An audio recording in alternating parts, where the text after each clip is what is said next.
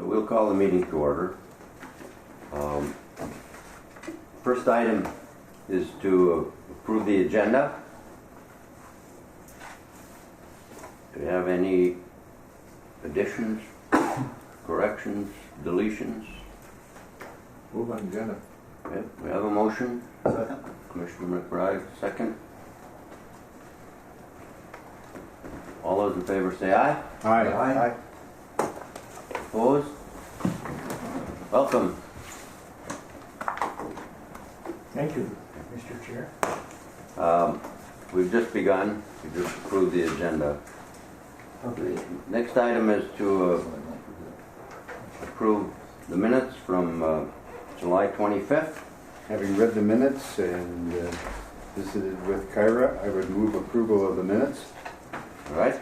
We have a motion by Mayor Anderson for approval. We have a second. I'll second that, Mr. Chair. We have a second by Mr. Hanson. All those in favor say aye. Aye.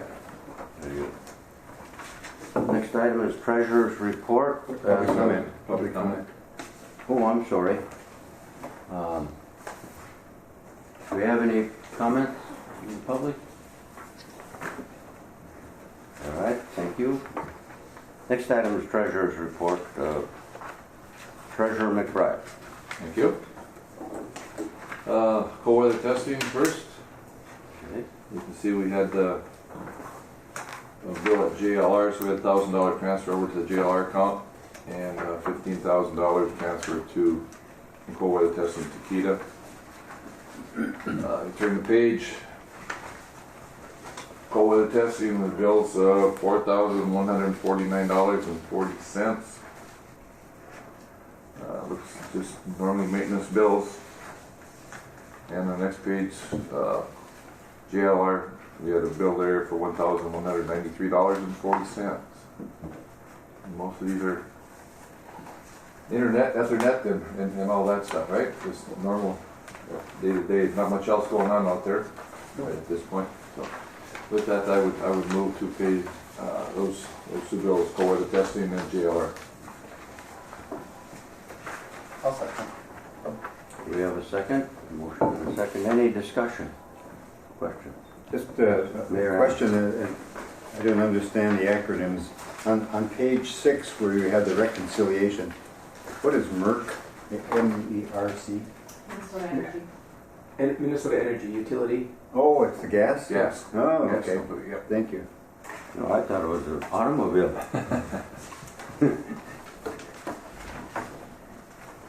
All right. Any other questions, discussion? All those in favor say aye. Aye. Opposed? Thank you. Continue. Okay. Ida, turn over, we have, first on the page on the back, unpaid bills for Ida, $19,585.08. Again, as always, is our benefits and salary. Rest of the bills are all normal to day-to-day business conducting an office, so I don't think there was nothing late came in, Kyra. This is it. So I would move payment of $19,585.08. Second. A motion and a second. Further discussion, questions? Yes, Mayor. Well, I guess I'd just like to hear about the North Home and the fair.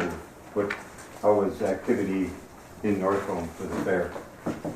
Well, we've been having a presence there for some time, both Little Fork and Northholm. And when Mike was actively involved, he would occasionally sit in and man it, but we just found it was really difficult manning it with personnel here, so we just put literature out. And so, yeah, I mean, people pick up literature. We have SPDC information and just program information. Yeah. I guess, Commissioner, how was the attendance at the North Home Fair this year? It seemed to be okay. Good? Okay. I haven't, like I said, I haven't talked to Don since then. I wasn't out there all the time. Were they up against the Beltrami county fair at the Yeah, same yeah, time? yeah. Yeah, that's gotta be a challenge, 'cause, Yeah, it is, but they kind of run out of weekends. So. yeah. And then just to kind of piggyback on that, with the district fair, Littleport, you know, with county extension, I think attendance was down a little bit because they're the same thing. They're kind of backed up and they're right at the 4th of July, and you're kind of hoping you'd have extra people in town, but it was so bloody hot Yeah. that Yeah. week, and that affects attendance. And I wasn't out there on Sunday, so Okay. I know they had a volleyball tournament and where there were a lot of teams, but like I said, as far as numbers on Sunday, I wasn't out there. So. Mr. Chairman, second question, and that's on page 2, and it's under the expenses, the broadband expenses. Help me understand why it's listed Blandon. That's from the grant, correct? Yeah, we received a grant from Blandon, or we're the pass-through, the fiscal agent for that grant. So we Was issued that part of the KTI? KTI. Oh, okay. Yeah, we're getting into the. I was thinking acronyms. that this was for the office here or something. No. No, it's not, The- okay. Yeah, the grant So is actually, you're the fiscal agent for yeah, that we issued the KTI. checks Okay. for, yeah. Thank for you. that. All right. Any other discussion, question? We have a motion and a second. All those in favor, say aye. Aye. Opposed? Thank you, Treasurer McBride, yes. Mr. Chair, and as if the change from a few months ago, financial reports, we will file those with administration for our yearly audit. So, Very good. And if I could, Mr. Chair? Yes. Our auditors were in, was it last week, Kyron? Yeah, they were in conducting their annual audit, so we'll have that fairly soon. What is our fiscal year? I think we all got letters. Is our fiscal year, this is what, June, January is 1. it? We're January 1, right? Okay. Is this an odd time for our audit? Normal? Yep. Okay. Mid-year, we do an audit? So do we follow the state fiscal year for auditing? I don't, that's a Because good question. we've got to have ours in from the city June 30th. Right. To the auditor. But didn't we change our fiscal year? No, Okay. It no. must be another I board. get confused between the airport having one that starts October the 1st and the state starts July the 1st and the city starts January the 1st. Yeah. Yeah, it's, And the county's been going for 3 years. Yeah, you're in an audit fight. Yeah. All right, any other comment? All right, we'll move on to the business park update. Mr. Chair, as a follow-up to last month's meeting, we submitted a preliminary plat to the city for, they in turn will have scheduled a planning and zoning meeting for next Tuesday, August 27th at 6 p.m. to have a public hearing on that preliminary plat application. We've still made some minor changes and we expect to make some on Tuesday, but we're very close to having that preliminary plat go to the city council for approval. Some minor changes, but some very good input from staff at this point still. Kelly Myers and Gary Skolman and Winseth Smith, as well as the county. There's some questions about easements to make sure that easements are clarified. And when the county had that portion on 2nd Avenue East, they created an easement for utilities, but it's a broad public.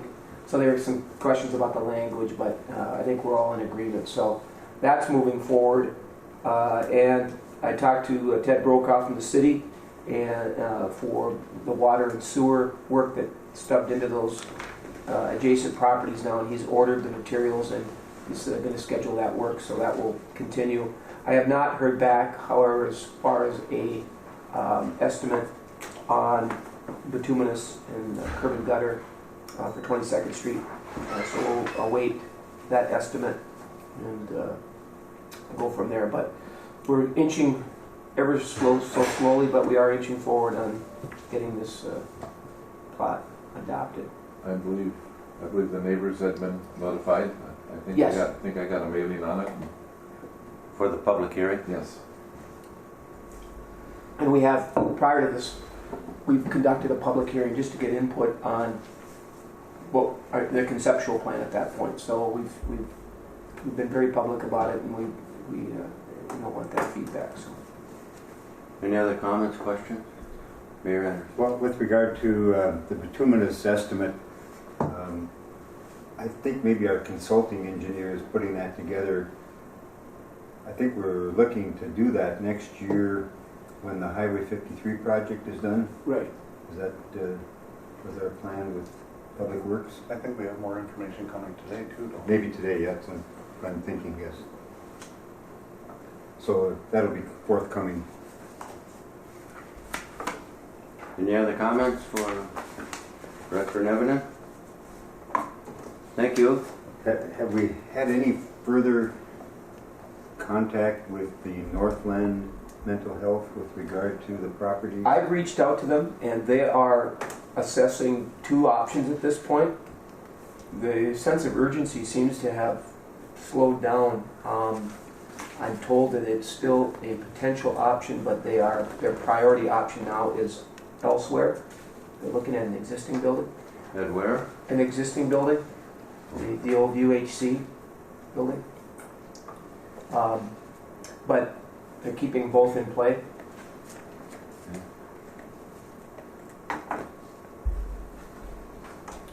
Further questions?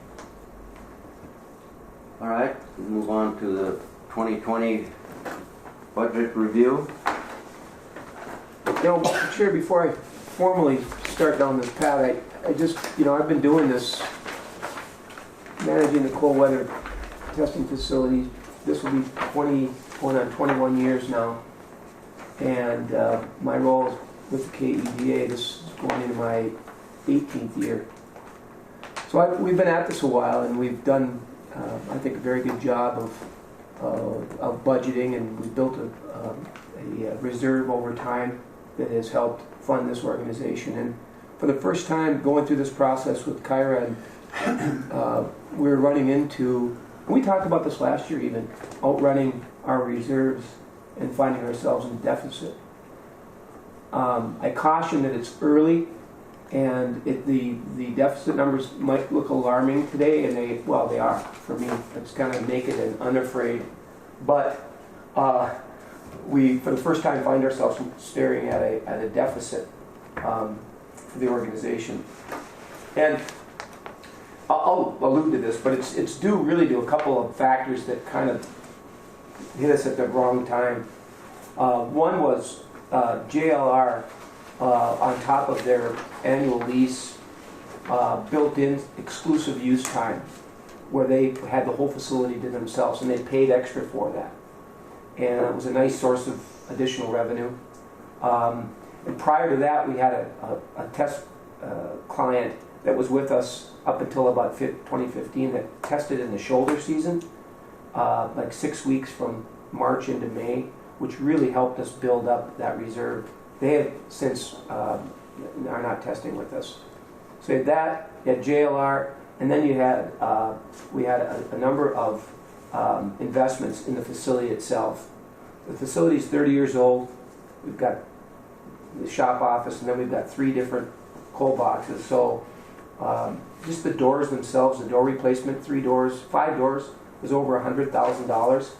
We waited on that until we actually couldn't wait any longer, and we ended up spending over $100,000. Now, we still would have been fine had that exclusive use dollars been there. It would have been tight, but we would have managed it. So I just had to say that as a preface to walking through the 2020 budget. And again, it's going to look much different from what it looks like today. But just walking through the key to budget, we have, primary sources are 2: the Iron Range IRR, and this year that's based on a formula based on taconite production. Last year it was 72,000. This year it's bumped up to 85, and there's always a lag time in when that, it's the previous year. So I think things are going well on the range, so we probably will anticipate that going up even next year. But so we did get a bump there to up to 85,000. Our other revenue again comes from the cold weather testing, including both Jaguar annual lease, their activities, and then our other clients. Our operating budget has remained incredibly consistent and conservative over the last 8 years. It has not varied to much degree. We're anticipating a starting balance January 1 of negative 25,000 and a year-end balance of negative 128,000. Now that's again based on conditions on the ground today and some assumptions that we've made. Last year we had a starting balance of a positive 227 and a year-end balance projected of 163,000. So you can see how quickly things can change. And I remember we were criticized by some folks in previous years for having too big a reserve. And at that time I was reiterating the fact that it has to carry us through 12 months. And that included work on the investment in the test facility that's ongoing. As we reference here in the narrative, that those several factors that contributed to our current situation was that, as mentioned, JLR, the additional revenue, and then some of the projects that caught up to us.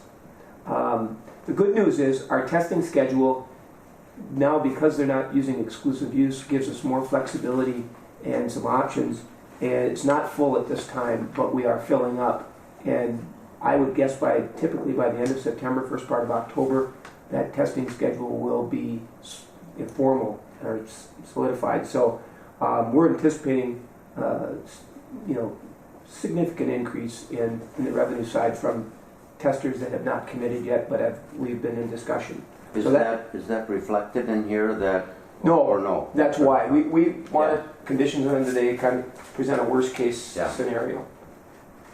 Again, we don't get city or county funding, so if you look at the big budget, the 8 by 14 here, you can see on the income side there's an asterisk. It says CWT income reserves. That's the amount of money that we need to carry us through the year from our cold weather testing activities. You see it's 176,573. So we make that calculation based on, we put our expenses together, put our anticipated income together, and the difference, as you can see, $307,000 in expenses, 131 in income. That difference is that 176,573. Again, the IRRB is based on a formula that looks positive, up from 877.9. And then on the income side, just point out a couple things. The other sources, we used to partner with the UMD CED, University of Minnesota Duluth Center of Economic Development, to help fund the SBDC Joanne's position here. That has shifted now to the Northland Foundation. We have not entered a formal contract with them, but we have been told that it will continue, business will continue as usual. They will continue to support the SBDC counselor position here in the office, and that's a $20,000 line item for their contribution to that. Also, we get some money from the International Falls Airport Commission for Kyra's administration of that, and sitting on the commission, I understand and appreciate the amount of work that is involved in that. So we've committed funds, $23,000 for Kyra's role in that for the airport commission. And then finally, we do administer the Koochiching fund, and that's the county's gap funder, private loan gap funder. We've had to modify that slightly because they don't meet monthly, so we've scaled that down a little bit, but we still do get some income from our administration of that. And our intent of a lot of this stuff was to put as many things under one roof as we can to save administrative costs.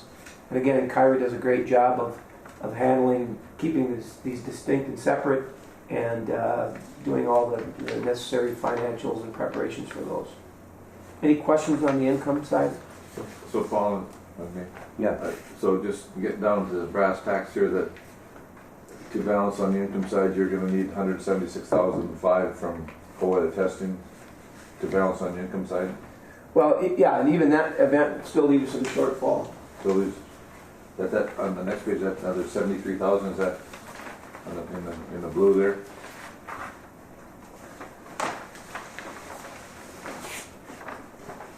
But that's the net. The reserves you're gonna probably have to use. Yeah, that's the net income that we're going to take from cold weather testing, put in there. But again, our estimated year-end shortfall will be 128,642. I can't tell you today what that ultimately will look like. We'll still probably be looking at a deficit, but it will not be that great. And we'll keep an eye on that and report on that as we get through the next couple of months. Well, I guess what is going to be our plan in order, either that or you folks don't have a check to cash, I mean, something gives, Right. and so. My goal for this year is to return to a break even.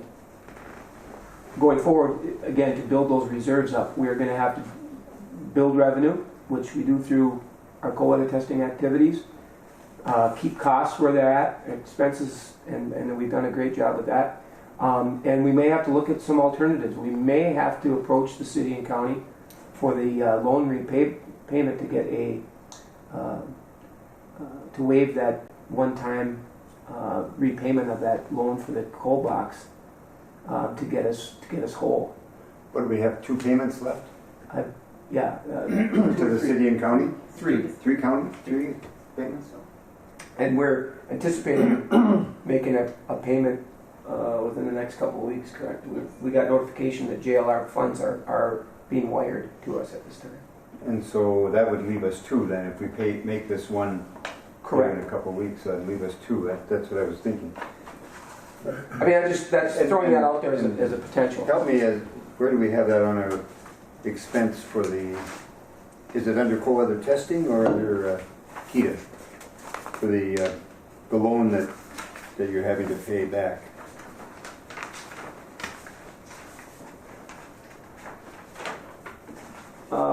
Where did we put that, Kyra? Where am I looking here? Is it on repayment? Or do we have a separate capital budget for that? Yeah, we don't carry that, do we? As a line item? We don't carry it as a line item. We have it It's a as a short capital term. improvement. Correct. Okay. Do you know what amount that is It's about 49,000. for each payment? For each body. For each body? Yes. So it's 100,000? Close. So it's significant, and we've, in the spirit of things, we've been paying that back. But I'm just saying, if it, that's one thing we may have to look at as a. Well, I think it might be well to notify both the city and the county at this time, given that we're both into budgets, that money may not be forthcoming in order to continue the cash flow of this organization. Well, and my thought would be for the next payment next year to carry us through. You make the payment this Make year? the payment this year. But is that wise to make the payment this year and then run short sometime? Because as I look at your cash flow, you're talking a minus. What the largest minus is what, 17,000 in September of next year? So would that be, and you got minuses on the cold weather testing piece all through the year. Well, again, I some of this is timing. Yes. A lot of the, Oh, yeah. a lot of the cold weather stuff that even in December, we won't receive until February. So and we'll continue to discuss this, whether we think we can manage that cash flow into this time next year, and at that point, hold on to the repayment. In order not to be in arrears. Yeah. So we're talking about a year out. What is our total reserve? It's. What are you looking at? The balance sheet. As of today, As of today, it's, we don't have much. we don't have much. Because, and a lot of it has to do with timing of the cold Payment weather from payments. So JLR. that's a big part of it, and so we ended up spending down quite a bit of our reserve. And our IRRB funds typically will come October. So there's a delay in that, and that's 85,000. So that will carry us, into December as well. But it's tricky. It's timing, and it's anticipating and making some assumptions based on where we think we're going to be. But I think it's a good point that Mayor's made for the city and county just to be aware that this may happen. And I don't know what your reserve or how much you have set aside for emergency payments or for unusual expenses or whatever. But that you're aware of that. Would you like Mr. Nevin to send you a letter, or will you carry that back? I think just a short letter saying that the payment could be delayed next year. 2020 payment. In 2020 because of cash flow issues, and that by the end of the year. Yeah, and the other things that you explained, the reasons why that may happen, yeah, so that the council and the board can. So when is the 2019 payment due? September 1. Yeah, I think we have. So it's in a couple weeks. You're okay with that right now? I think we are. Because I'm kind of with the mayor, and I mean, if there's issue, I'd rather be ahead of the game than all of a sudden halfway through the year Or if you want to hold the money till the end of the year, this year, until you get your payment from IRRR. Hey, why wouldn't we send a letter to the county and city and just ask for a couple months to see where we're at before we make that payment? Say we plan on making it in 19, but we may delay it for a couple months. Yeah, that's a good point. And again in 2020. Yeah. I think And one of my questions, I'm not sure how we build our reserves. I don't know if we need to increase our charges. I don't want to do that and have co-weather testers start thinking about someplace else because the cost of doing business here is higher. But we need to grow our reserves, and we've got the same issue in the city with being the fiscal agent for the airport. I know that the city administrator spoke to me the other day and said, I know we're over $1 million right now, and I signed a check on Monday for another $1 million that is going out to pay for the projects out here on the runway taxiway reconstruction. So that would be $2 million, and the city doesn't carry that kind of cash flow either. And so I know he's going to be talking to Administrator Herman at the county to see what they can do about giving some monies to the city for temporary or to the airport commission, I should say. And not to the city. those are grants are recouped, right? And which is. And it's easier to not accept a payment for a few months than it is to have to put out some cash. Yeah. So To your point, though, too, we have raised rates, our rates. okay. We've had to, just because of utility costs go up, labor, everything goes up, so we've Very passed good. that along. So, yeah, we've looked at that as well, so. So But Paul, with the advent of the possible new co-ed track, that can have a positive or negative, you think? I think it will have a positive effect. I don't, it will not directly compete with us, but it will make more people aware of what we have here, and he's not going to be able to put a cold room at this point in time. I think that, and it will just complement. More people will be aware of what we have here. If I could just touch on the Where are you on, still on budget? on the expense side. Okay. Because I want to touch on a couple things. Which one are you talking about? Well, Keita? cold weather follows, but just our employee expenses. This is by far the largest item in our budget, and it always has been. I know we approved some increases in that, and again, we weren't fully aware of the full picture here, but the rest of our expenses, office expenses, insurance, some of the fees for legal have remained, again, very consistent over the years. The other one that's a little bit of a variable is marketing and advertising, and we have really shifted focus this year for end of 2019 into 2020. But primarily that time frame is we've pulled back from some of the traditional print and digital ads with the site selection magazines that we've been using, Site Selection Magazine and Business Facilities, among others. And we're going to focus instead on this Your Ticket Home campaign. We've been, and I'll touch on this in my director's report. We'll also participate in Deed's Minnesota Marketing Partnership, which is a really good, I think it's $750, and you get to leverage Deeds when they attend trade shows and the like. So, but that as a line item, I think we're down about $4,000 in marketing. The rest of the expenses, again, are pretty standard and again have remained consistent. For the cold weather budget, again, I touch on just repeating on some of the JLR. The other thing that JLR did in the past, which was helpful, was they anticipated some of the expenses, facility expenses, and some of the other expenses that they couldn't anticipate, and provided those funds up front, so there was no delay in waiting for payment, and it covered a lot of other expenses that helped us manage cash flow. Again, I touched that we've raised rates. We've got to be somewhat price sensitive to rates, but I think we're in the ballpark, and we don't get a lot of pushback on our rates.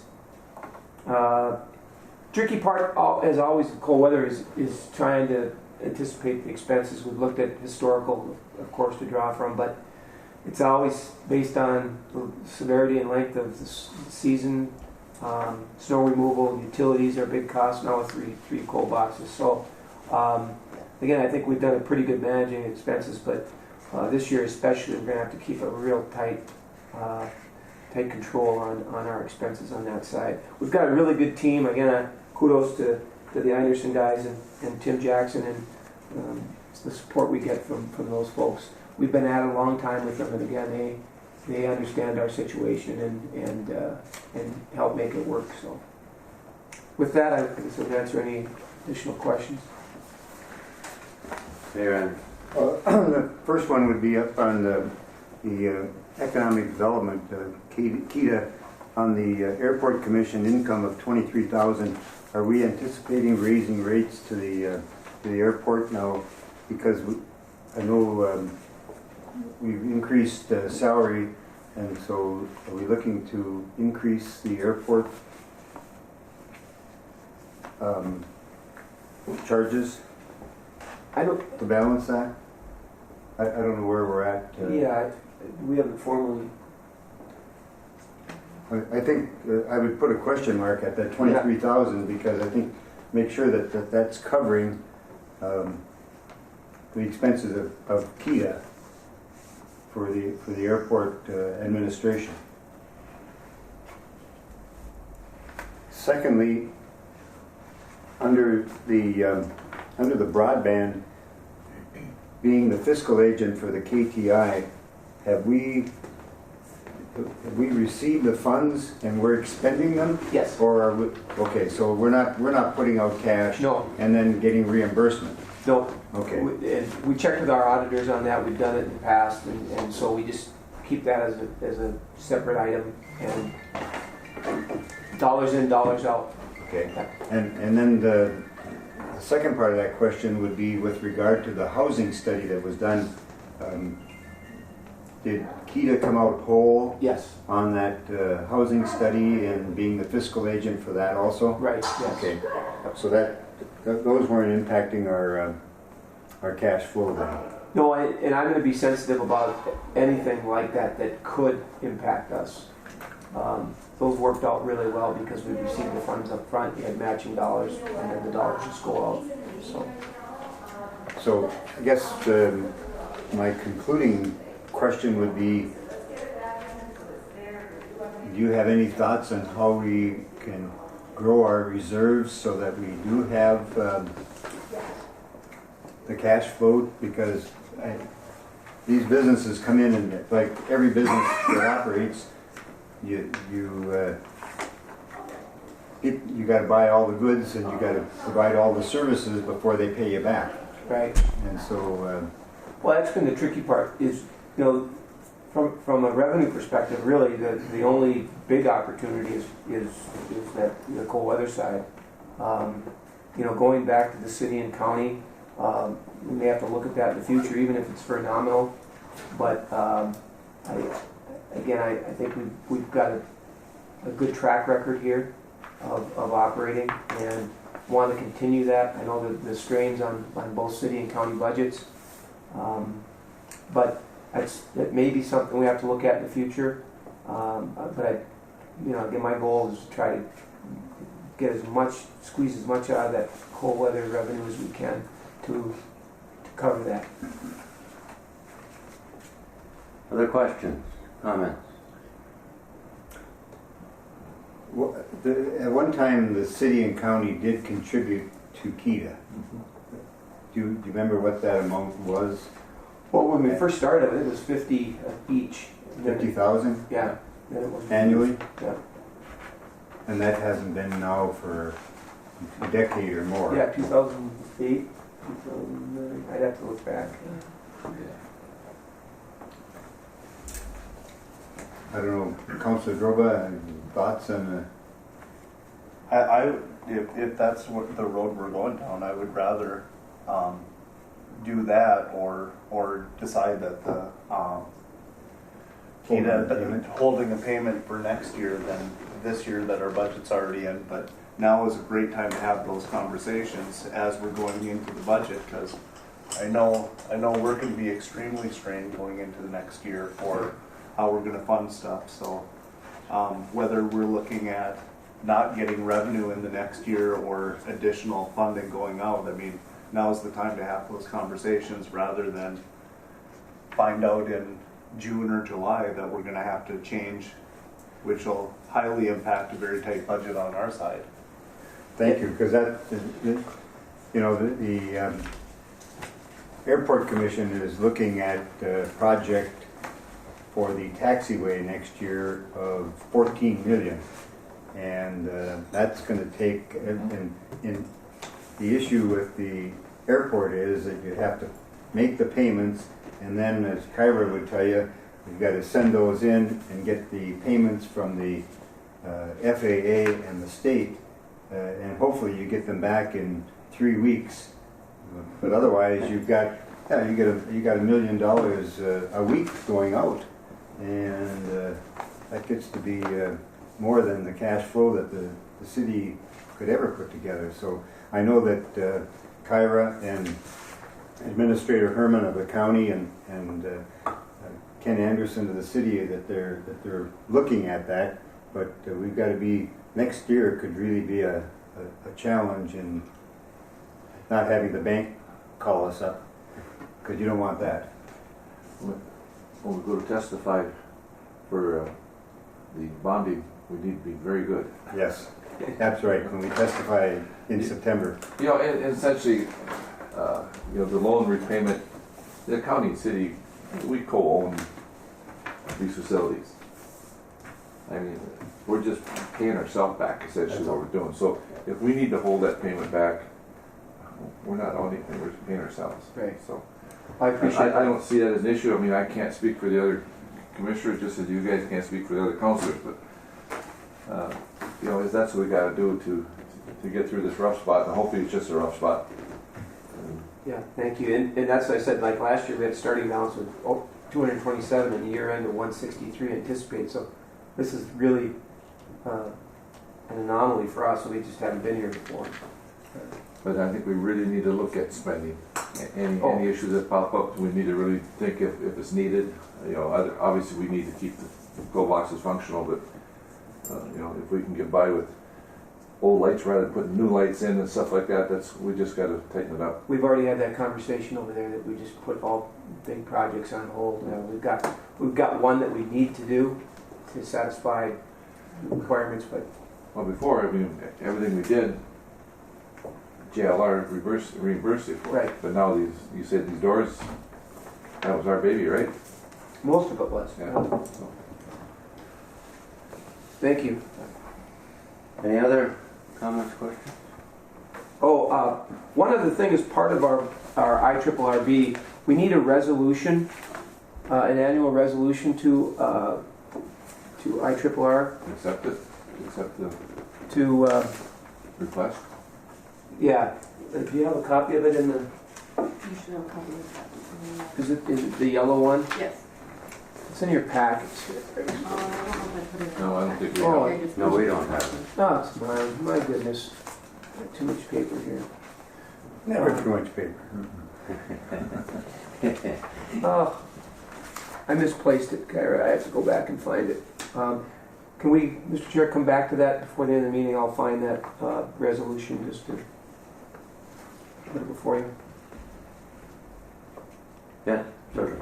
You can move on to, excuse me. I guess, are you going to move on approval of the budget at this point? With this, Is this Draft. is this just a draft? You want to wait till next month, or what is the timing for adoption of the budget? Well, I think next month might give us a clearer indication. Okay. yeah, See if we have So, I just want to present time. it. Yeah.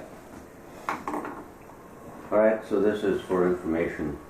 And Paul too, I think we need to send a letter to the county and city and explain the situation with the loan. And then that would reflect into your budget. You could make that positive. Yeah. So, And I agree with Commissioner McBride.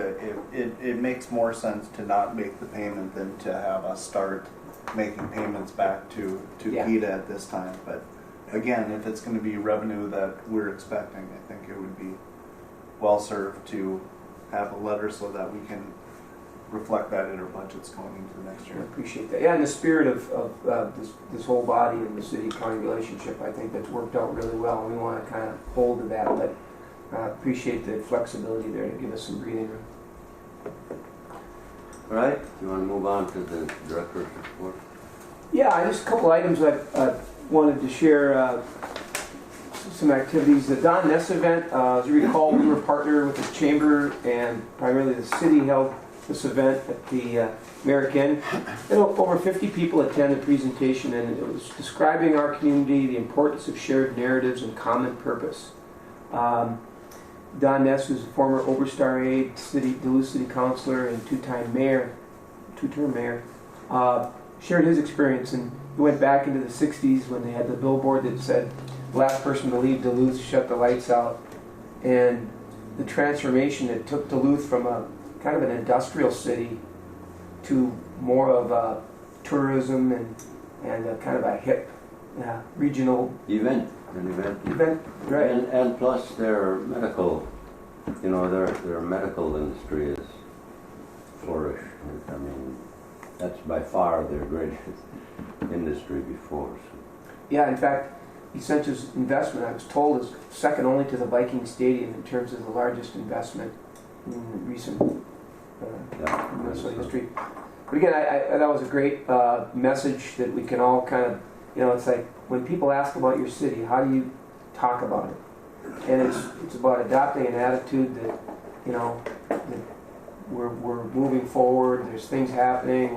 We're a vibrant community. We got a lot of stuff going on. Sure, we have challenges, but anyway, I thought it was good. I don't know. Other folks attended. Any thoughts? Very well received. Had several comments after that were very, very positive. Folks were pleased that they went there and heard his presentation, and certainly agree with the conclusion that you know, how you characterize your community to others does have an impact. And it's just a great reminder, you know, that things aren't always so dire, you know, and that there is hope. And if you don't look for that, you don't see it. So I think it was very good. He had a great message. It's right from the heart. That's the way he lived in Duluth when he was mayor. I mean, that's what he presented, and he was extremely successful at it. So yeah, it was great. Yeah, a good reminder. And if you just lived your life according to reading Facebook posts, the world is a different place. So sometimes you gotta, yeah. I'll jump around a little bit too, because it kind of dovetails that Senator Tina Smith was here. Her aide Pete Mikowski gave us kind of a heads up and wanted to organize a tour of downtown, talking to some business owners, and then visit the hospital campus as well as the park headquarters, and go for a tour of the park. So we were involved in that along with the chamber and Representative Eklund and Mayor Anderson and Commissioner McBride were along as well. And it was interesting because we talked to business owners and you know, she was doing a tour in the region about making rural America vital and what needs to happen to keep it vital. And so it was a good tour. We visited some businesses, and there was kind of an impromptu gentleman that raised some questions, and she handled it well. But it was a good portion. I didn't attend the hospital piece, but I understand that one as well as. Yes, the doctors working at the hospital were able to share with Senator Smith some of the experiences, some of the issues that we face with trying to keep services available all the time, and so always a challenge. And I don't know if our challenges are any less than those in the metro. I mean, they've got certainly more people there, but it's always easier to look at someone else's operation and say, well, they got it made. Well, but I think we have maybe less opportunities than they do in the metro at times. But I don't know that our problems are sometimes as great. And I think we just need to continue to work at these things all the time.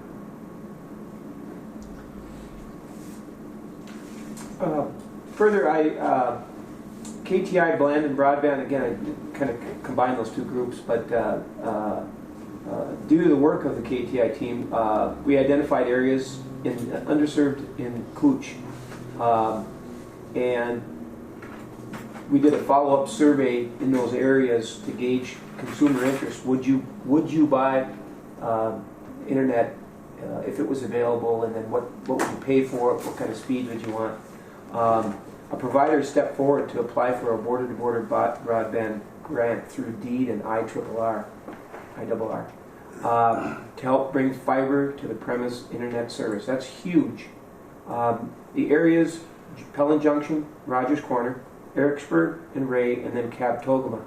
And we included Captogama because of its proximity to Ray, and again, making kind of a direct fiber link, or it just made sense because of its proximity and the number of users there in Capitol. And so it's well, we can say it because it's public now. Paul Bunyan, which is this is hugely significant. They asked for a letter of support. The first grant they're going for is IRRR.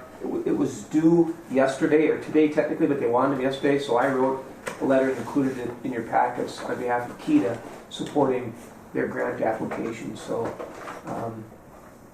we're hoping for Do you need a motion for us to authorize that, or? I did it kind of because it was due yesterday, I just Yeah, I know. did it, so. We can, And going forward, there'll be more letters of support that are needed. This is just the first of 4. yeah, we could use motion to approve that, Letter of support? yes, So move. all right? Second. We have a second. Second. Thank you, Commissioner. Commissioner, second. Any further discussion? All those in favor say aye. Aye. Opposed? Very good. And I guess maybe just a question for understanding here. Did Paul Bunyan not run service to the Ash River and what the neutrino facility? Was that Paul Bunyan that I think that was the Northeast. was that the Northeast Co-op? I'm not The sure on consortium that. that ran that? I think Ash River was Paul Bunyan, Well, I was thinking that too. because Paul Bunyan blocked up the little telephone, Yep. and for some reason they owned Ash River too, and so they got Ash River thrown in on the deal. So there's a little bit of a difference, because you can have a backbone that runs from point to point, but a lot of the money that comes into the cost of running is the extensions to the homes. So yeah, they put in the backbone already to a lot of these places that we're looking at serving. So the fiber is already possibly in the ground. It's the extension to the homes that gets to be the financial point that they're looking for these grants and for the border broadband facilities. So yeah, we could have fiber all the way to Dove Island. Whether that's accurate or not, I don't know. However, it's the getting it to the houses that's where the vast majority of the money comes in for these grants. And that's why the survey was so critical. Once they had a good feedback that you can identify 1,200 households, but you don't know how many of those folks. So if you can quantify that by a survey, and KTI hired a person to actually do the survey, which helped. That was well worth it. So that's gave them enough confidence to say we'll go forward and then leverage a deed grant to help pay the cost of bringing it there. So what you've described is kind of like there's the tree trunk and then there's the branches, and so this would be the branches coming off of that line Essentially, that's yeah. out there? Okay. It's just like they've already put in the huge infrastructure of putting in a sewer. They put in the sewer, but now the extension, the laterals are what has to happen from there. Okay. Well, that's Commissioner Hanson years ago when Paul Bunyan, I think, ran right down 11, right? And that was the issue, that he had no, There just cable wasn't- came by, but there was no money to hook up. Well, there just wasn't any return on investment for them. Right. It just wasn't gonna work. But they've continually worked at it and expanded their horizons and their efforts. Well, it helps with state funding. Yeah. Well, without it, there is no, without No, I know, subsidy, at that you time, can't serve the rural area. yeah. So we're making big headway in that regard. Congratulations, that's great. That's huge. Cold weather testing, the county's planning and zoning held a public meeting earlier this month to consider the rezoning and conditional use for that 298 parcel that gentleman wanted to develop a cold weather testing facility. Gentleman was there and gave a presentation on what he planned on doing and kind of his approach, and fielded questions and from members of the commission, and there was really no opposition. A few folks showed up, and appreciate Mayor Anderson and Commissioner Scoy being there as well in support. So that has been approved, and the gentleman is looking to get started this year, but won't be operational till 2020. So it's good news, and a lot of work went to even getting to this point. So appreciate everyone that was there. Mr. Chairman, Yes. and Commissioners, is that on the agenda for Tuesday? Do you have a meeting this coming Tuesday? This coming Tuesday. So- Hopefully That that's recommendation? to make the formal acceptance of that zoning change. Right. I mean, we're up against timeline. There's a timing. It's like 90 days. 60. It was a 60 days, and that was up yesterday. and we did not have a meeting issue. So there was a little bit of a kerfuffle there, but there's extension be granted, and hopefully by next Tuesday we can get that approved. Thank you. I did mention earlier about your ticket home, and we've been working on that, and I'm kind of excited that putting this together, working with Joanne and Kyra. We've got a pretty good plan, and we're looking to launch soon, and I'll share a little bit of that with KTI as well. It's going to involve some video pieces to it, so we've already got some ideas about video. With that, I will be quiet and answer any questions. Any other questions of Director Nevin? All right, thank you. We'll move on to the city and county updates. We'll begin with the end of the rainbow this time. Well, thank you, Mr. Chair. In Big Falls, they got final clearance from the state historical staff. They're getting clearing and grubbing contracts ready for bids, and they're hoping to complete it this fall. The main bid is going to come in around December to big construction in the spring of 2020. So some pretty positive things for Big Falls there. The reason for some of the delay was they had to make changes in the site layout and a redesigned comfort station of some sort. The Daily Journal kind of ruined my Rainier report, Mr. Chair, because they talked about the grant from the LCMR and the potential to get tentatively approval, and they've applied for the $1.5 million loan from the the grant from the USDA, and they're not going to know until the spring of 2020, and that's on the Safe Harbor grant in Rainier. North Home, of course, they just had the county fair. They're working on the water and sewer project. That continues. There are renters in the new apartments, and they still, of course, are seeking someone for the industrial park. They need a tenant there and are looking for one.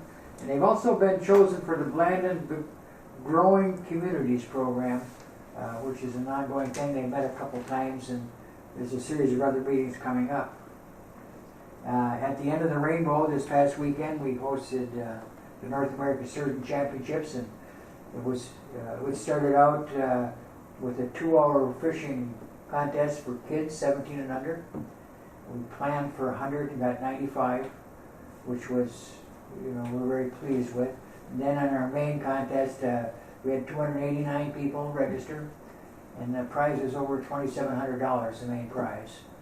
As far as the kids go, we tried to make sure that every child, regardless of age, got something, and our only really basic rule is that they at least try to fish, and some of the kids were, a little bit young, but as long as they were out in the boat, they tried, or even tried from shore, we included them in it.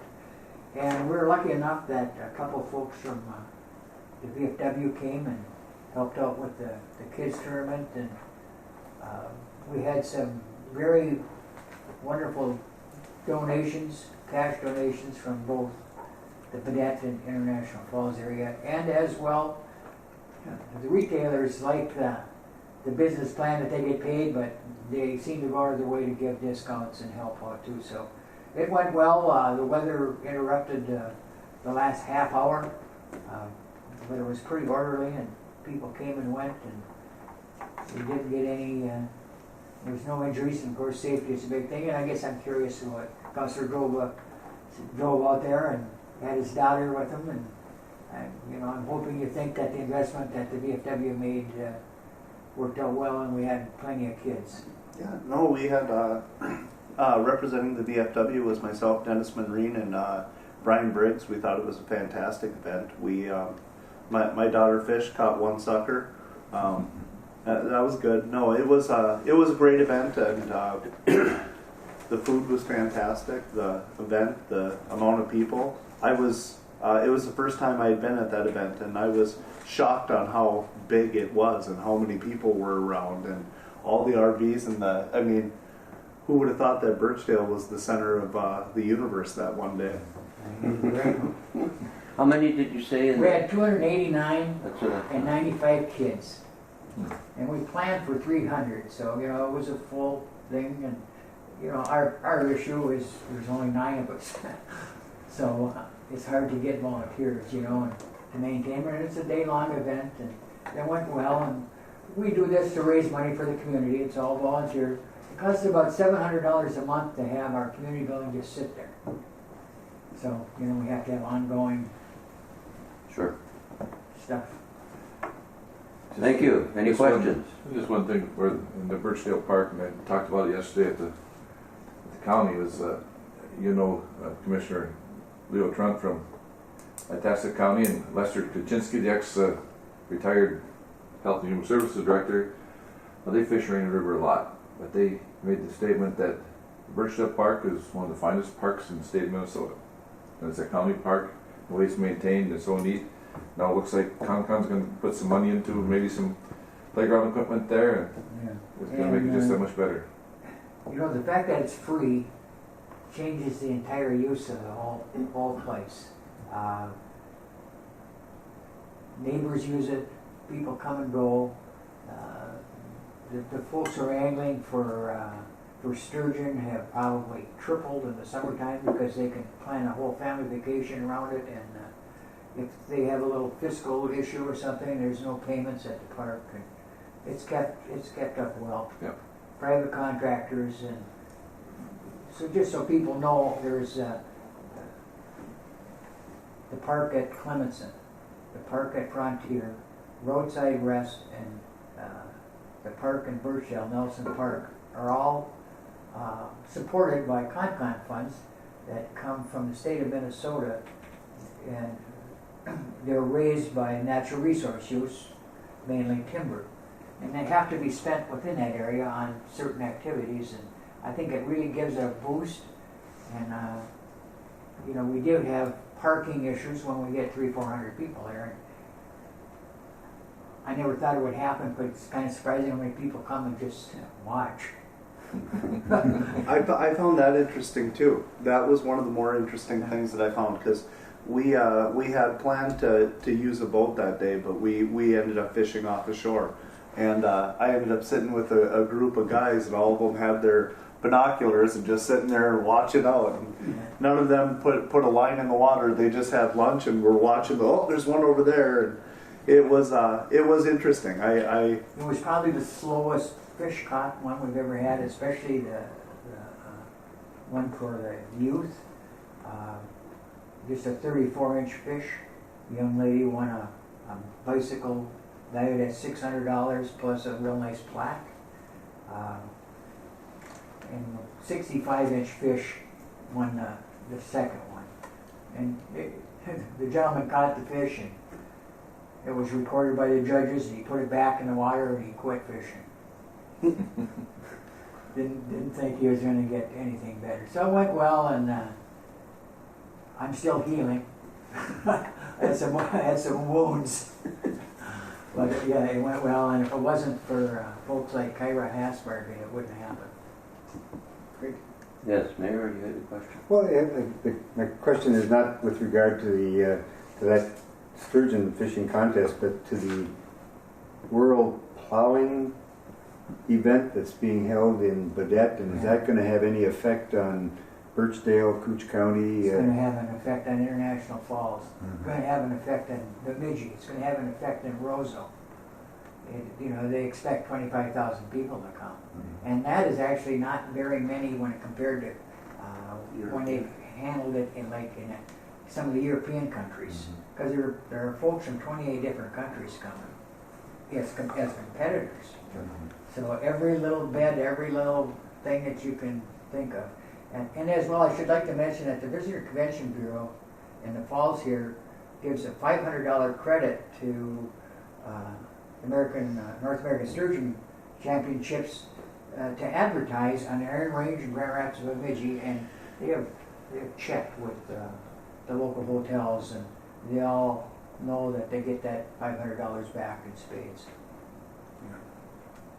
Any other questions, comments?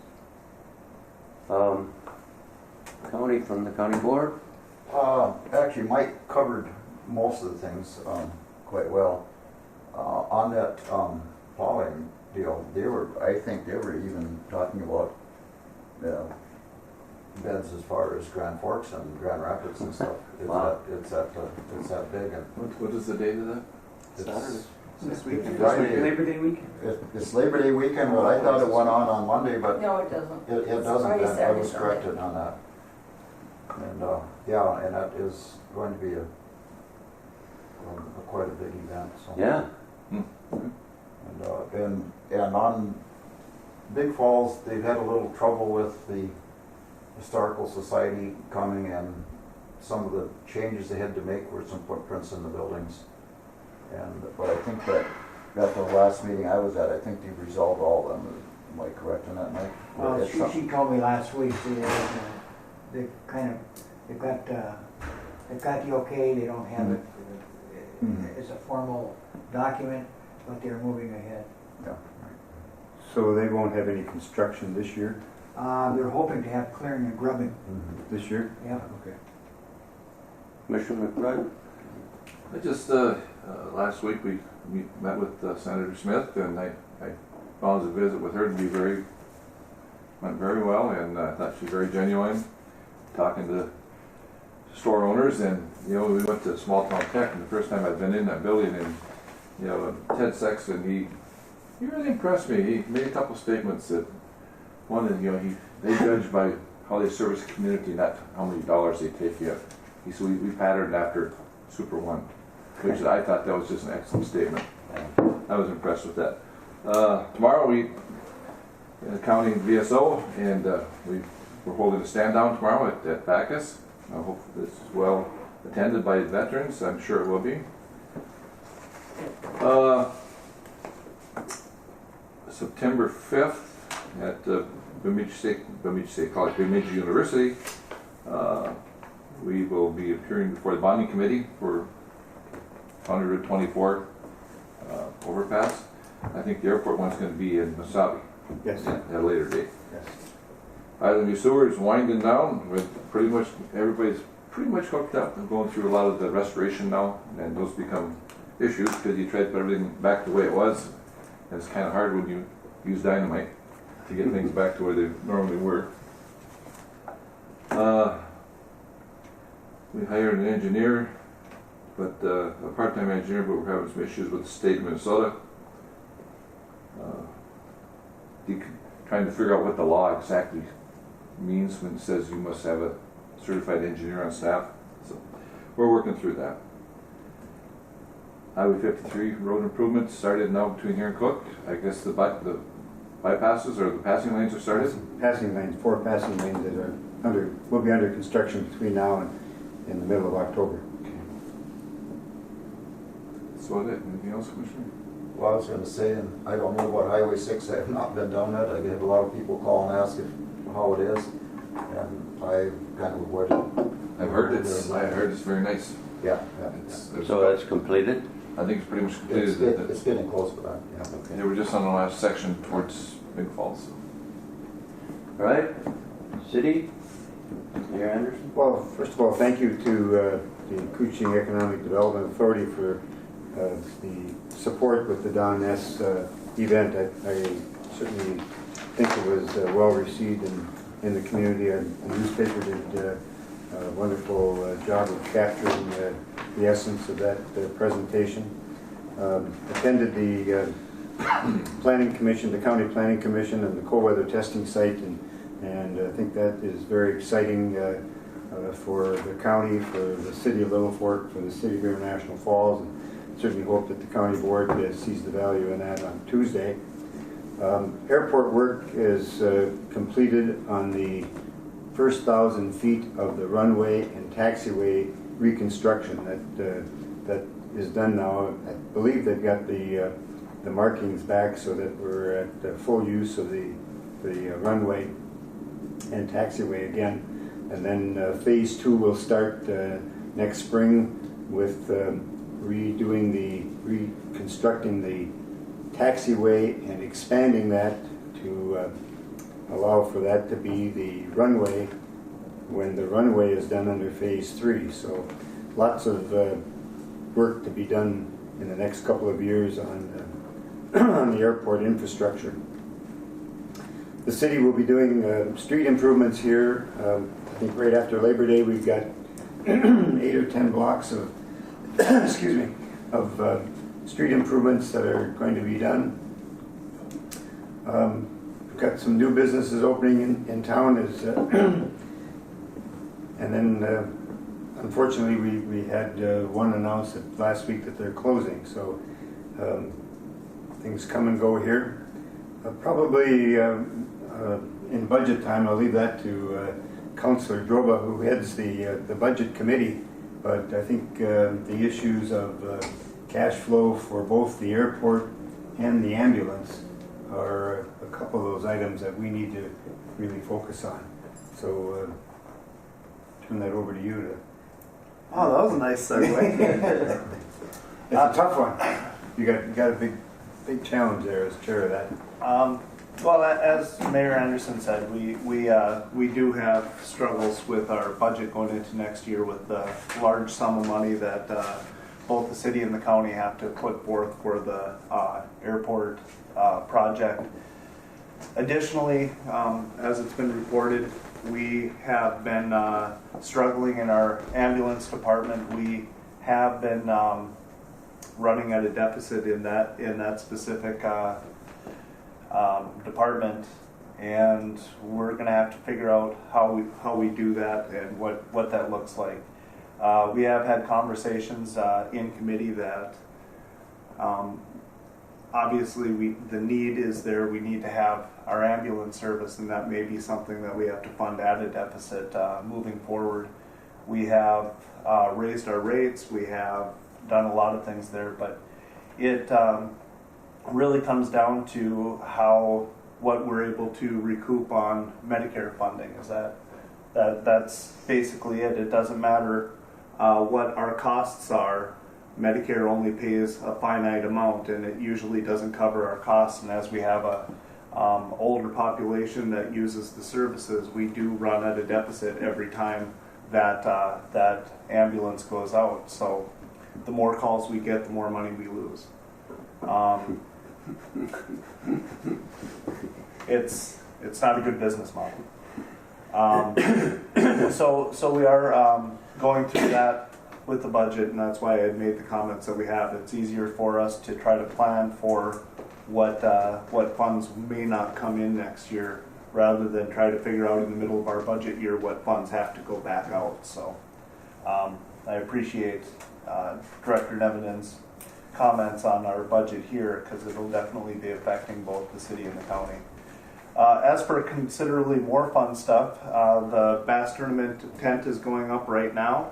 Bass Tournament, I believe, is probably our second largest function that we have in the city as for bringing people in behind our 4th of July celebration. The community, I didn't realize how many people in the community are doing this, but I've been involved in trying to find the medallion since Monday for the Bass Tournament. It's hid somewhere in the city limits of International Falls. There's been clues going up. 4th clue came in while we've been in this meeting. People are walking our streets. People are going into our city parks. I've been down Shorewood at least 4 times thinking it was down there. I've seen families out. I've seen people walking where I've been, so I think I might have been on the right track. But yeah, the Bass Tournament is such a great event for our city. It brings people in. It fills our hotels. I don't know if it does a lot of foot traffic for our businesses, because it seems like most people are centered into that downtown. But again, a lot of the concessionaires that are there are local International Falls people, along with some people outside. And it's a way of showing our community, and I think that's one of the main points for us in getting people to come back to International Falls is seeing our community. So part of your ticket home, I think if you come home for the Bass Tournament, you see what we're doing. I think that that's a big piece of it. And for people that are outside, they may just fall in love with the area and the quaintness of a small town, which has our services to offer, like we were discussing before the meeting today. So we have that going, and one last point. It was actually Crystal Class that brought it up to me after the city council meeting. At Don Ness's event, he shows taking pride in your community, and he discussed how you have to boost up your downtown area and invest back into your community, and a little bit goes a long way into having other people want to invest in the community. And I hadn't seen it, but Crystal had pointed out that we got some new signage on our main street, and we had the Hometown Hobby put up a new sign, and one of the other businesses up downtown had put up a new sign, and that goes a long way from what was up there to where it is now. So just little things like that. Some of our other businesses downtown that maybe could use a little sprucing up could see the investment that was put in from a couple of the businesses downtown to move forward. So with that, I have nothing else for city update. Thank you. Yes? Thank you, Mr. Chair. I just want to touch base. You were talking about bringing folks in. I don't know if the final numbers are in for our sturgeon contest, but last year we had individuals from 46 different Minnesota communities and 6 states. And I'm pretty sure it's going to be, it looks like preliminary, we had at least 50 different communities come this time. Excellent. Maybe to build on that point, Paul, if you can help me, the figure that the Extreme Cold Weather Testing Facility, his estimate of room nights in the winter time for technicians, I was thinking it was 1,000 room nights that he had estimated would be needed for that business out there. Yeah. I mean, that's Especially during that time frame, it's winter December months. through, you know. Yeah, that's a significant number of room nights. Yeah, no kidding. It accentuates the need for expansion. Yes. And we talked about before was, you know, touched on that, is our rec hockey has essentially lost all our tournaments because lack of rooms, lack of hotels with swimming pools, because, you know, they need outside activity for most of these are young families with young kids, and it's a long way to come up here, and people love coming to International Falls, but if you don't have the amenities for them to, so. Yes. So we need that. All right. Mr. Chair, there.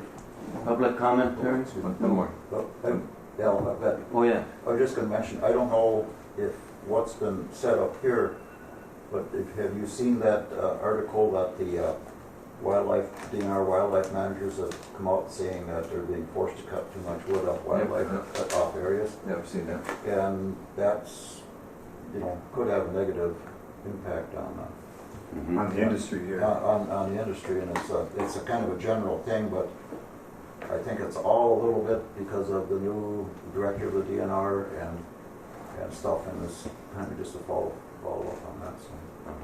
Well, I think Governor Dayton, who was just a great friend to northern Minnesota, I know that the DNR had, and under his guidance, I believe they could increase the harvesting limits up to about 800,000 cords a year. And now they're getting pushback from some of the wildlife management area managers that they think that it's going to hurt some species.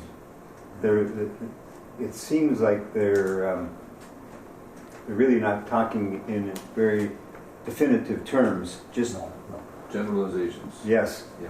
And I don't know whether we as an authority should be sending a letter to the DNR that we think that they ought to stay with the plan, and I think that's what the new commissioner has told them, that they're going to stay with the plan for at least for now. Yeah, I think. Yeah, but like I said, it's looking like it's trending back Yes. to less and less and less. Yes. All right. We'll move on to public comments. Any public comments? I'll just do a quick update.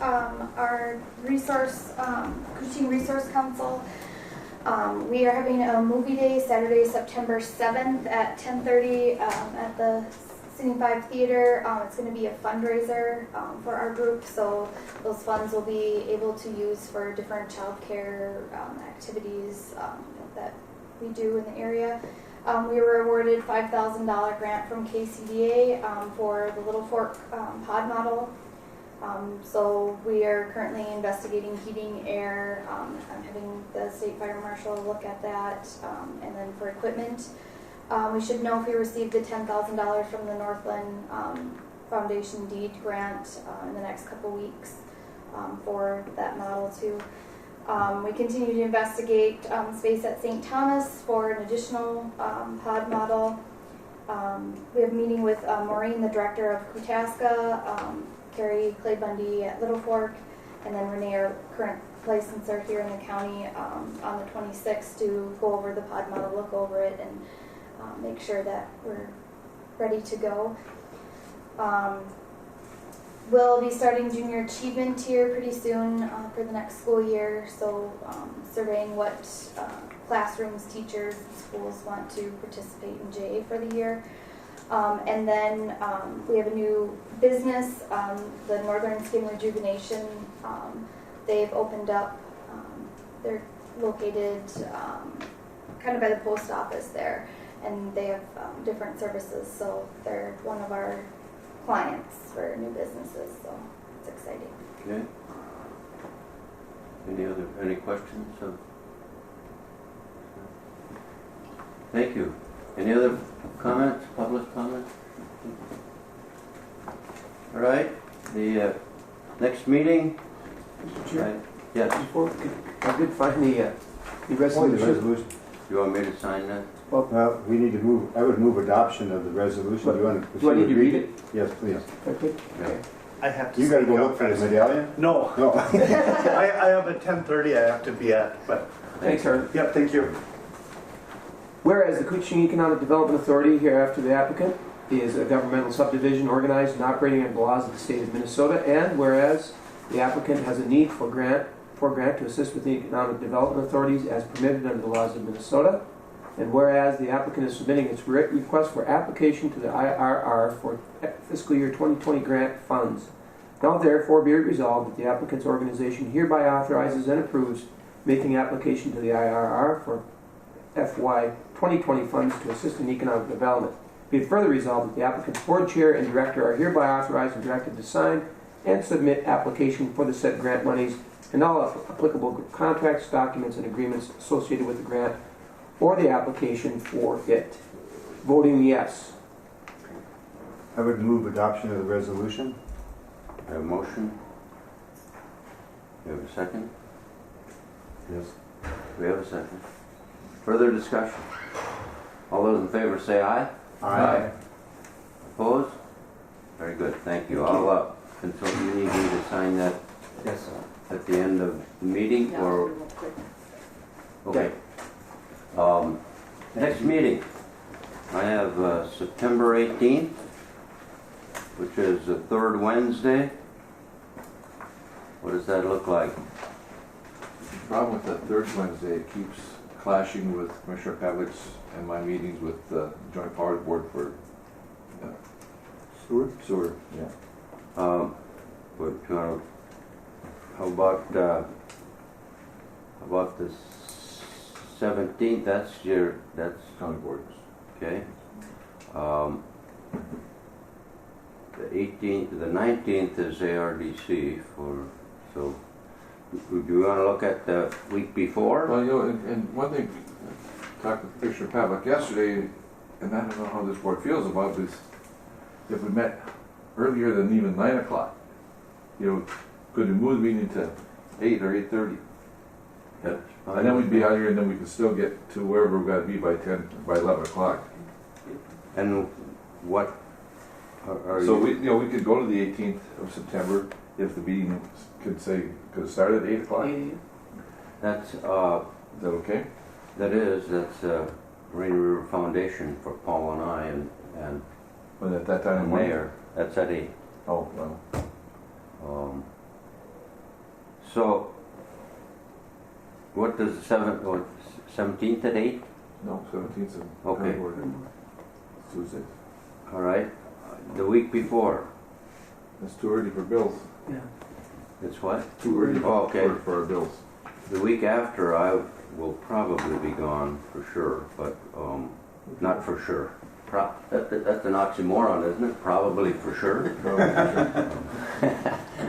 Or I forgot to remember. Yeah. So, how about the Friday, the 20th? Any objection? Yes, Yes? yes. Okay. What time do the sewer meetings typically get done on, what's the 18th? Yeah, so they start at 11, but generally they're down on, somewhere between here and Cook. Oh, So they take an hour and a half, so you're not back here till 1:30, 2 o'clock. And that afternoon, we have a 6 o'clock presentation on the bonding request for the airport at the Mesabi Range College That's right. on the 18th, so Is there a problem need to leave by, how about, with Mondays? huh? The problem with any Mondays? I know the mayor. 16th? Early, too early. but if you want to have an early morning 16. meeting. 16th? That's Tough too on early? Mondays? That's too early. It's too early. It's We'll tough have for bills bills that- that early. We won't have Oh, all it is? bills The then. 16th is too early? 19th in the afternoon. 20th was bad for you, Commissioner? What's that? Friday morning was bad? Yeah. 19th 19th would is be- ARDC, is it? Yeah, but we could be back by 2 o'clock Oh, if you want to do that. You could have revolt, have an afternoon meetings. All right. Do it on the 18th. 18th at what time? Do it this 8 time. o'clock? Oh, you guys got a meeting though. No, we can't do it at On the 8, 18th? but 9. 9 o'clock. Oh, that's right. 9 o'clock on the 18th. All right. I'll tell the commissioner we tried. Yeah. That's all we can do. 9 o'clock. All right. And are we here? yes. Yeah. Okay. Thank you for your attendance. Thanks for the updates. Thank you for attending. And the meeting's adjourned.